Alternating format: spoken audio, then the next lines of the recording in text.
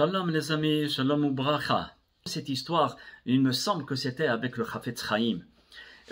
Non, c'est le Chafetz Chaim qui le raconte, mais je ne connais pas le Rav en question, où c'était un pauvre qui rentre chez ce Rav. Il rentre et puis à ce moment-là, le Rav n'avait rien à offrir à ce pauvre, parce que lui aussi, miskin, il était très très pauvre. Alors qu'est-ce qu'il fait? Il fouille à la maison dans les tiroirs, etc. Et il regarde dans les bijoux de son épouse, la pauvre épouse.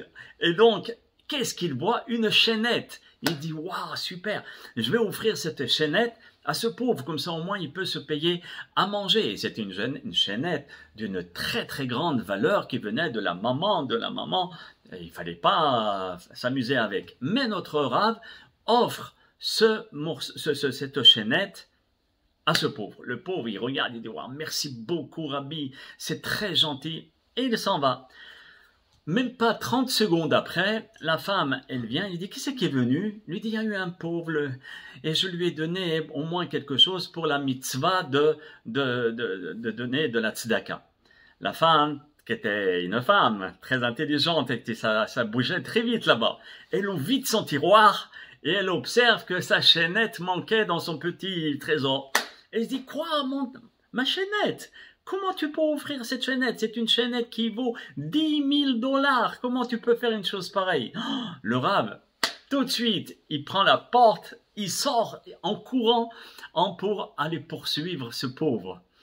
Et il court derrière le pauvre, il s'aperçoit que le Rav le court après, et il court encore plus vite.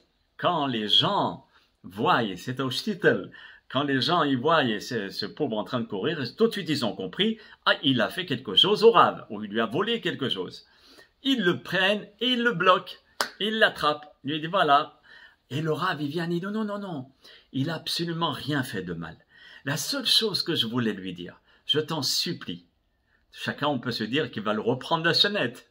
À notre surprise, il lui dit je t'en supplie, cette chaîne, elle vaut 10 000 $. Ne la vends pas pour un petit morceau de pain.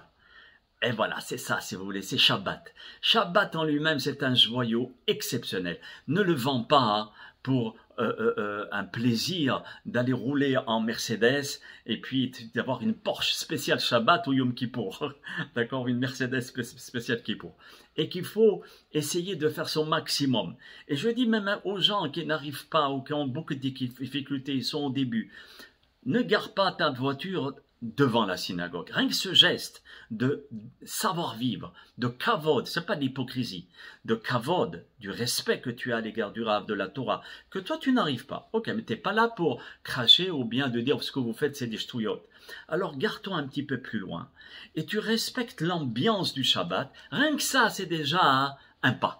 Vous voyez, ce respect. Et grâce à ce respect, HaKadosh Baruch Hu, il ouvre les portes parce que lui, il sait exactement qu'est-ce qui se passe dans le cœur de chacun d'entre nous.